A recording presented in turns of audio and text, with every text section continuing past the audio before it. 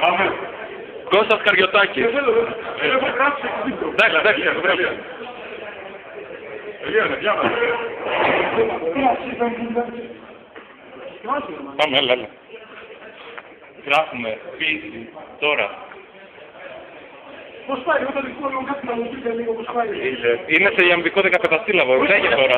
Τίποτα, απαγγελία θα κάνεις όπως βλέπεις. Μην αγχώνεσαι, αργά και σταθερά. Δεν μπορώ, ρε μάλλον. Έλα, ρε μάλλον. Πάμε. Ναι. Γελάει. Παπακίνο. Παπακίνο. Κάτι μουλάρα. Και τι ζώγει. Είμαστε κάτι ξεκαθαρωμένες μουλάρες. Γιατί μας έχουν ξεχνωθεί το δίκτυο. Είναι σιγά μας που πάντα μας φτάσει.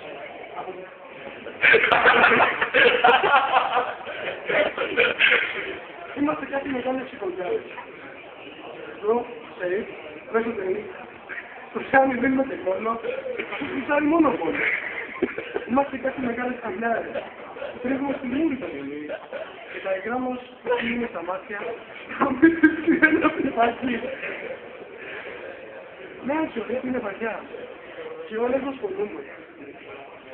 Ή του τρώει, Σεβαστής.